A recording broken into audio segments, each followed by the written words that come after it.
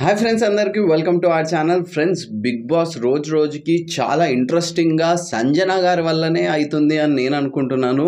మీరు కూడా ఏమంటారో చెప్పండి. అండ్ చాలామంది కూడా సంజన గారికి ఒక నెగిటివ్ దగ్గర నుంచి ఆమె అట్రాక్షన్ అనేది గ్రాప్ చేస్తుందని నేను ప్రీవియస్ వీడియోలో కూడా చెప్పాను.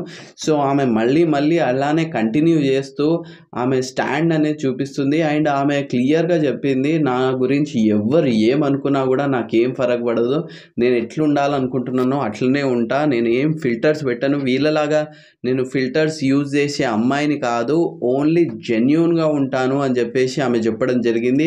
దాన్ని బట్టి మనం అర్థం చేసుకోవచ్చు ఆమె ఎంత క్లియర్గా ఆమె స్టాండ్ అనేది చెప్పిందో. అంతేకాకుండా మనం నిన్న జరిగిన దాంట్లో చూసుకున్నట్లయితే ఆమెనే క్యాప్టెన్ కావడం జరిగింది. సో ఫైనల్గా సంజన గారే క్యాప్టెన్ అయ్యారు.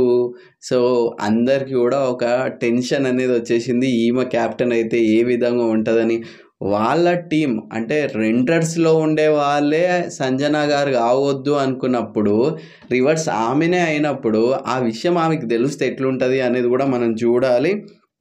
అండ్ 2 days వరకు ఆమెకి ఎంట్రీ ఇవ్వద్దు అని చెప్పేసి ఓనర్స్ అనుకున్నారు. కానీ వితిన్ 2 daysలోనే ఆమెకి క్యాప్టెన్షిప్ రావడము, శ్రీజ సపోర్ట్ చేయడం వల్లనే ఆమెకి రావడం అనేది ఆమె చాలా హ్యాపీగా ఫీల్ అయింది. ఆమె లైఫ్లో హ్యాపీయెస్ట్ మూమెంట్ అంటే ఇదే, పిల్లల తర్వాత ఆమెకి హ్యాపీయెస్ట్ మూమెంట్ ఇదే అని చెప్పేసి ఆమె కూడా చెప్పడం జరిగింది. అండ్ ఇంకోటి కూడా, సంజన గారు ఇట్లా కొట్టేయడంలో ఎక్స్పర్ట్ అని చెప్పేసి మళ్ళీ కూడా మనం అర్థం చేసుకోవచ్చు. ఎందుకంటే సుమన్ శెట్టి గారి సిగరెట్స్ అనేది కొట్టేయడం జరిగింది. ఎంత అడిగినా కూడా నాకు లేదు, నేను చెప్పలేదు, నేను తీయలేదు, నన్ను అనవసరంగా చెప్పకండి, నేను మా అంటే 1/2 hour ఏడిపిస్తా, దాని తర్వాత నేను ఇచ్చేస్తా అని చెప్పేసి సంజన గారు చెప్పడము, అది పాపం సుమన్ శెట్టి గారు కూడా నమ్మడము, దాని తర్వాత ట్రై చేసిండు, ఎంతైనా కూడా అడగాలని ప్రయత్నించిండు, కానీ ఎంత అడిగినా కూడా ఆమె స్టాండ్ అనేది అదే చెప్పింది. కానీ కెమెరాస్కి మాత్రం చెప్పింది సిగరెట్స్ మంచిది కాదు, smoking is injurious to health అని, అందుకే నేను తీసేసిన అని. ఆయన అడిగినప్పుడు అలా యాపిల్ కట్ చేయాలా, అది చేయాలా, ఇది చేయాలా అని చెప్పేసి చెప్పడము, అది ఒక అంటే మంచి కాజ్ కోసమే చేసింది అని చెప్పేసి అందరు అనుకున్నారు. కానీ ఆ విషయం తెలిసినాక హౌస్ మేట్స్ ఎలా రియాక్ట్ అవుతారు, అబద్ధం ఆడడంలో సంజన గారు ఎక్స్పర్ట్ అని చెప్పేసి ఆమెకు ఒక ముద్ర వేస్తారా లేకపోతే ఏ విధంగా ఉంటుంది అనేది చూడాలి. అంతేకాకుండా టాస్క్ విషయానికి వచ్చేసరికి ఇక్కడ మనీష్ గురించి మనం మాట్లాడుకోవాలి. మర్యాద మనీష్ అనేది ప్రతిసారి ఆయన ఒక డిఫరెంట్ వేలో పోర్ట్రేట్ అయిదామని అనుకుంటుండో, ఇక్కడ కూడా ఆయన మిస్టేక్స్ మీద మిస్టేక్ చేసిండు. ఎందుకంటే ఇమాన్యుయల్ గారు పోయినప్పుడు అక్కడ గ్రీన్ లైట్ వచ్చినప్పుడే అక్కడ పోయి చేయాలి అని చెప్పేసి అన్నప్పుడు, రెడ్ లైట్లో ఉన్నప్పుడు ఆ టాస్క్లో నుంచి ఆ రాడ్ అనేది తీయడం వల్ల మనీష్ వాళ్ళ టీంని ఎలిమినేట్ చేయడం జరిగింది. సో ముందు కూడా వేరే వాళ్ళు వెళ్ళినప్పుడు మనీష్ ఇంకా రెడ్ లైట్ ఏంది గ్రీన్ పడలేదు ఆగండి అని చెప్పినప్పుడు వీళ్ళకి ఎందుకు అట్లా చెప్పలేదు? సంచాలకుగా మనీష్ ఫెయిల్ అయ్యాడు. అన్ఫేర్గా మొత్తం కూడా బయాస్డ్గా ఇస్తున్నారు అని చెప్పేసి ఇమాన్యుయల్ చెప్పిండు. సో కొంతవరకు నాకు కూడా అనిపించింది మనీష్ చేసింది కరెక్ట్ కాదు. ఎందుకంటే ఎప్పుడైనా కూడా ఒకరికి చెప్పి ఇంకొకరికి చెప్పకుండా ఉండడం అనేది కరెక్ట్ కాదు అని నాకు అనిపించింది. సో ఆ విధంగా చూసుకుంటే మనము మనీష్ చేసింది తప్పు అనుకోవచ్చు. అంతేకాకుండా మనీష్ దగ్గర ఉన్న మైనస్ ఏంటంటే, ఇప్పుడు ఎవరైనా కూడా ఆయనకి నెగిటివ్గా, ఆయనకు ఆపోజిట్గా, లేకపోతే ఆయనకి ఏదైనా చెప్పాలి అని అనుకుంటే ఆయన వింటున్నట్టే చేస్తాడు, కానీ వాళ్ళకి అగేనెస్ట్గా మాట్లాడతాడు. సో ఆయనకి ఎప్పుడైతే రీతు గారు ఫుడ్ని ఎందుకు వేస్ట్ చేశారు, చపాతీ ఎందుకు డస్ట్బిన్లో ఉంది అంటే అది వేసింది మనీష్.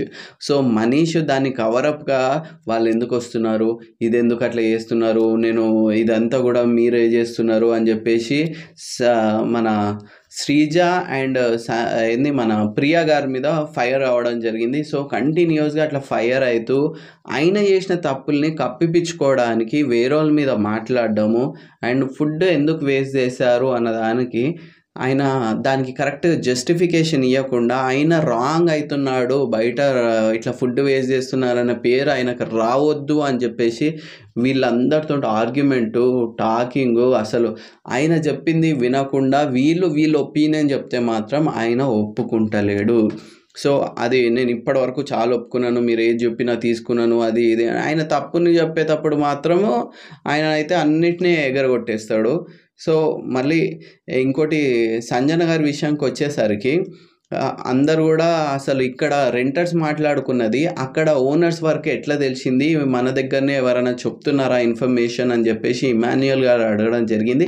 ఆ తర్వాత సంజన గారు గూడా ఊకోకుండా తనుజ నువ్వేమన్నా చెప్తున్నావా అని చెప్పేసి ఆమెని డైరెక్ట్‌గా పాయింట్ ఆఫ్ జేసి అడగడము, అవన్నీ గూడా ఎట్లా అనిపిస్తుందంటే, నువ్వే దొంగవైతే చెప్పు అన్నట్టు డైరెక్ట్‌గా టార్గెట్‌గా సంజన గారు తనుజని జేసినట్టు అనిపిస్తుంది. ఓవరాల్‌గా బిగ్ బాస్ మొత్తంలా సంజన గారే ఒక ఫిల్టర్ లేకుండా ఆమెకు నచ్చింది జేస్తూ ఆమె ఏదైతే అనుకోవాలనుకుంటుందో అంటే గేమ్‌ని ఎట్లా రన్ జేయాలనుకుంటుందో, ఆమె ఎట్లా ఆడియన్స్ అట్రాక్షన్ పొందాలనుకుంటుందో, ఆ విధంగా ఆమె రన్ జేస్తుంది.